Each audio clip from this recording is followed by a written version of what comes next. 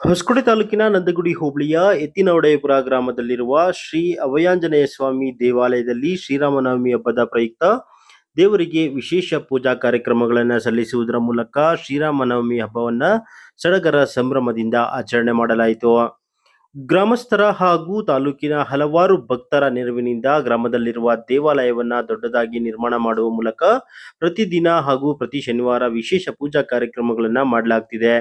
ಅದರಂತೆ ಶ್ರೀರಾಮನವಮಿ ಹಬ್ಬದ ಪ್ರಯುಕ್ತವಾಗಿ ದೇವರಿಗೆ ವಿವಿಧ ಫಲಪುಷ್ಪಗಳಿಂದ ಅಲಂಕಾರ ಮಾಡುವುದರ ಮೂಲಕ ವಿಶೇಷ ಪೂಜೆಯನ್ನ ಸಲ್ಲಿಸಲಾಯಿತು. ಸಾವಿರಾರು ಜನ ಭಕ್ತಾದಿಗಳಿಗೆ ಅನ್ನ ಸಂತರ್ಪಣೆ ಹಾಗೂ ಪಾನಕ, ಕೋಸಂಬರಿ, ಮಜ್ಜಿಗೆಯನ್ನ ವಿತರಣೆ ಮಾಡಲಾಯಿತು. ಈ ಒಂದು ಸಂದರ್ಭದಲ್ಲಿ ಮಾಜಿ ಭೂ ನ್ಯಾಯಮಂಡಳಿ ಸದಸ್ಯರು ಹಾಗೂ ಗ್ರಾಮದ ಹಿರಿಯ ಮುಖಂಡರು ಆದಂತಹ ಮುನಿವೀರಪ್ಪನವರು ಮಾತನಾಡಿದ್ರು. ಶ್ರೀರಾಮನವಮಿ ಹಬ್ಬದ ಪ್ರಯುಕ್ತವಾಗಿ ಬೆಳಗ್ಗೆಯಿಂದಲೇ ಸಹಸ್ರಾರು ಸಂಖ್ಯೆಯಲ್ಲಿ ಭಕ್ತಾದಿಗಳು ದೇವಾಲಯಕ್ಕೆ ಆಗಮಿಸಿ ವಿಶೇಷ ಪೂಜೆಯನ್ನ ಸಲ್ಲಿಸಿದ್ದು, ಭಕ್ತರಿಗೆ ಅನ್ನ ಸಂತರ್ಪಣೆಯನ್ನ ಸಹ ಮಾಡಲಾಗ್ತಿದೆ ಅಂತ ದೇವಾಲಯದ ನಿರ್ಮಾಣದ ಬಗ್ಗೆ ಮಾಹಿತಿಯನ್ನ ನೀಡಿದ್ರು. ಈ ದಿನ ಶ್ರೀರಾಮನವಮಿ ಹಬ್ಬದ ಪ್ರಯುಕ್ತ ಎತ್ತಿನವಡೆಯಪುರ ಗ್ರಾಮದಲ್ಲಿ ಶ್ರೀ ಅಭಯಾಂಜನೇಯನ ದೇವಸ್ಥಾನದಲ್ಲಿ ಗ್ರಾಮದ ಭಕ್ತಾದಿಗಳು ಹಾಗೂ ಸುತ್ತಮುತ್ತಲಿನ ಗ್ರಾಮದ ಭಕ್ತಾದಿಗಳು ಬೆಳಗ್ಗೆಯಿಂದಲೂ ಸೇರಿ ಈ ಪೂಜಾ ಕಾರ್ಯಕ್ರಮವನ್ನು ಬಹಳ ವಿಜೃಂಭಣೆಯಿಂದ ಆಚರಣೆ ಮಾಡಿ ಪಾನಕ, ಪನ್ಯಾರ, ಮಜ್ಜಿಗೆ, ಊಟದ ವ್ಯವಸ್ಥೆಯನ್ನು ಮಾಡಿ ಬೆಳಗ್ಗೆಯಿಂದಲೂ ಸಹ ಈ ಭಗವಂತನ ಆಶೀರ್ವಾದದಿಂದ, ಕೃಪಾ ಕಟಾಕ್ಷದಿಂದ ಇಲ್ಲಿ ಪೂಜಾ ಕಾರ್ಯಕ್ರಮ ಬಹಳ ಚೆನ್ನಾಗಿ ನಡೀತಾ ಇದೆ. ದೇವರಿಗೆ ನಮ್ಮ